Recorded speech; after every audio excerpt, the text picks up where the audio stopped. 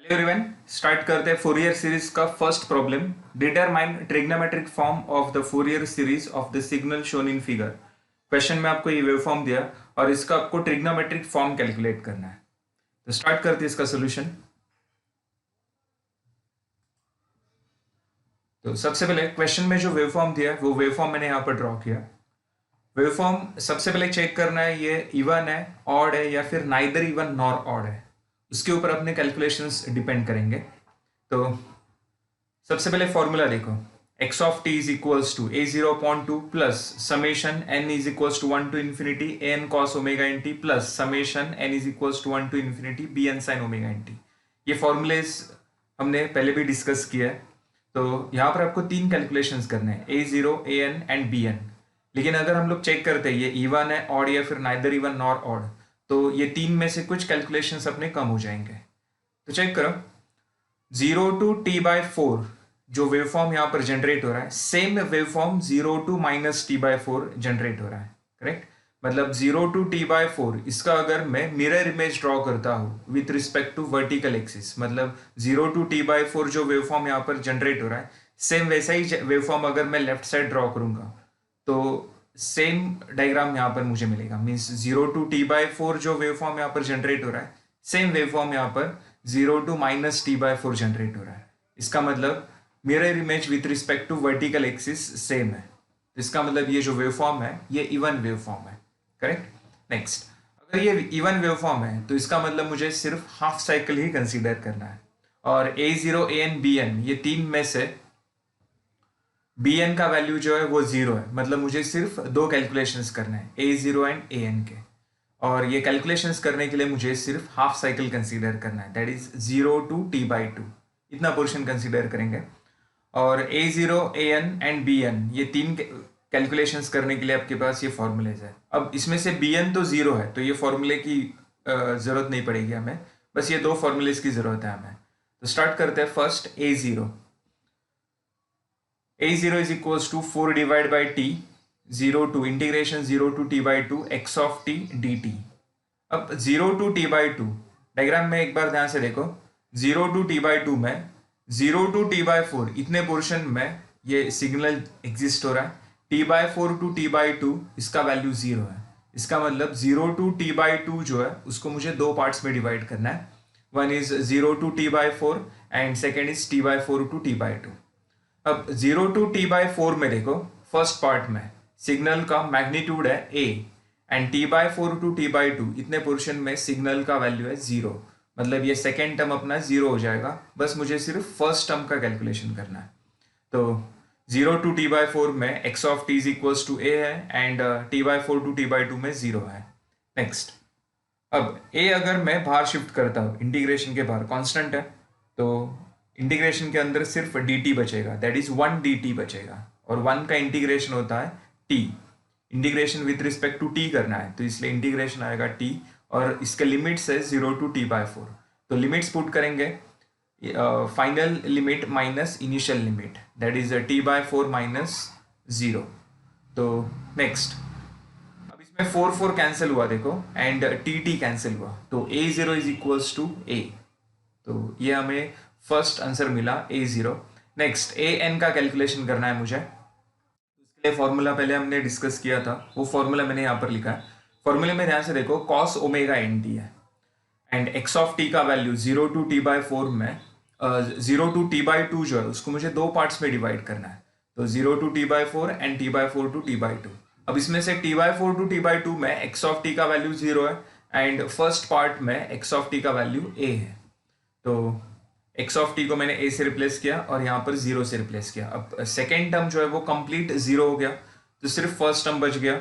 अब इसमें भी a जो है वो कांस्टेंट है, उसको मैं बाहर शिफ्ट कर रहा हूँ, तो इंटीग्रेशन के अंदर सिर्फ cos ओमेगा nt बचेगा। करेक्ट। अब cos का इंटीग्रेशन निकालना है तो उसके लिए ये टेबल याद रखो, साइन का इंटीग्रेशन होता है माइनस कॉस एंड cos का इंटीग्रेशन होता है साइन।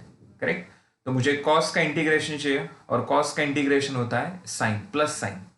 नेक्स्ट, तो 4a अपॉन t ये जो कांस्टेंट है वो जैसा है वैसा मैंने लिखा, cos ओमेगा nt का इंटीग्रेशन sin ओमेगा nt। अब integration with respect to t निकालना है, तो t का जो कोएफिशिएंट है ओमेगा n वो डिनोमिनेटर में आएगा, करेक्ट, एंड लिमिट्स है 0 to t/4। नेक्स्ट, अब इस ओमेगा एन को मैं बाहर शिफ्ट कर रहा, तो बाहर होगा 4a upon omega n t, correct, and sine omega n t limit 0 to t/4। अब लिमिट्स पुट करेंगे तो साइन ओमेगा एन, ये जो स्मॉल टी दिख रहा है वहां पर t/4 पुट किया, माइनस साइन टी के जगह अगर मैं 0 पुट करता हूं तो ये कंप्लीट 0 हो जाएगा, तो यहाँ पर साइन 0 आएगा, correct. Next, omega is equals to 2πf, ये फॉर्मूला हमने स्कूल डेज में देखा था, omega is equals to 2πf and f is equals to 1/t, तो इसको मैं 2π/t ऐसे भी लिख सकता हूँ, करेक्ट, एंड साइन जीरो का वैल्यू 0 होता है।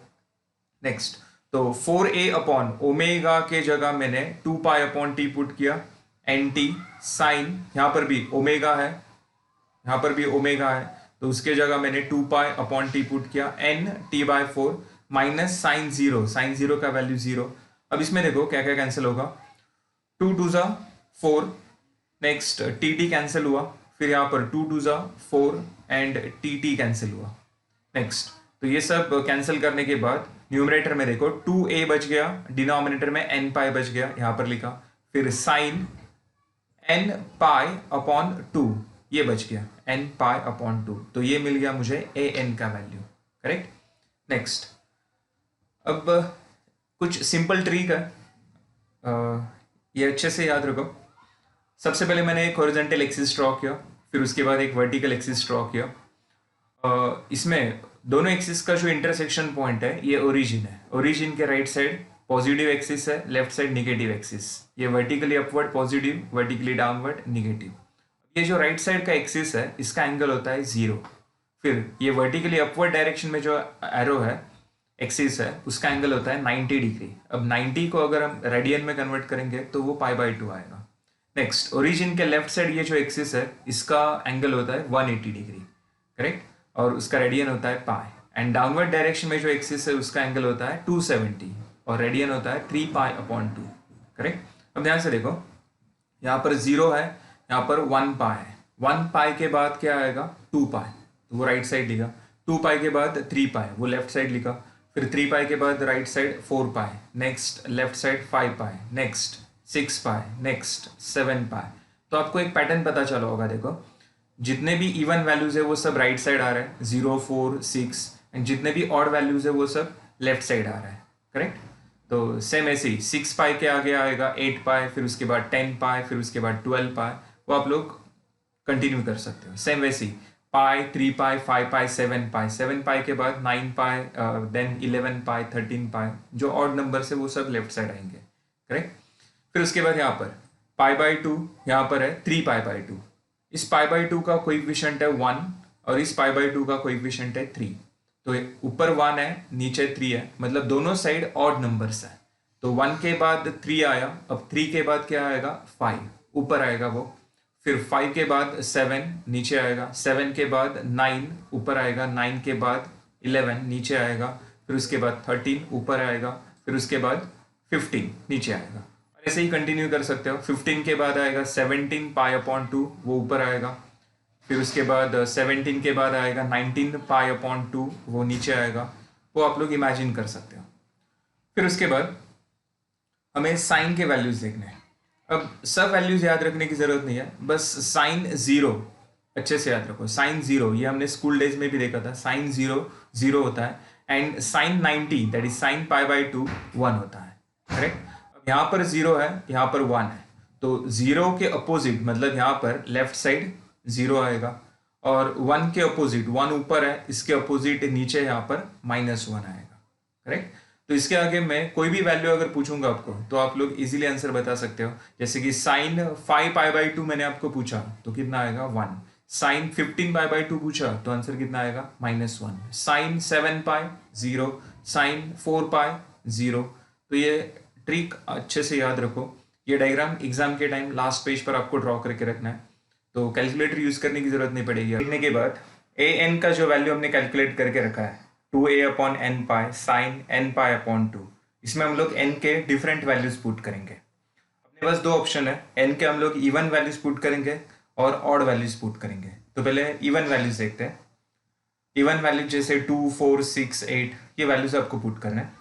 तो first when n is equals to 2, तो n का वैल्यू जब 2 होगा तो a n के जगह a2 आएगा, correct. And 2a upon n pi है वहां पर 2 पाई आएगा, साइन n पाई अपॉन 2 के जगह साइन 2 पाई अपॉन 2 आएगा। अब यहाँ पर ये 2 कैंसिल होगा और यहाँ पर भी ये 2 कैंसिल होगा, तो नेक्स्ट आएगा sine 2a upon 2 pi sine pi. यहाँ पर मैंने 2 कैंसिल किया तो यहाँ पर सिर्फ पाई बचा, तो साइन पाई, और साइन पाई का वैल्यू होता है 0, तो इसलिए ये कंप्लीट वैल्यू 0 आएगा, तो a2 का वैल्यू 0 है। नेक्स्ट अगर हम लोग n का वैल्यू 4 पुट करते हैं तो a n के जगह आएगा a4, करेक्ट।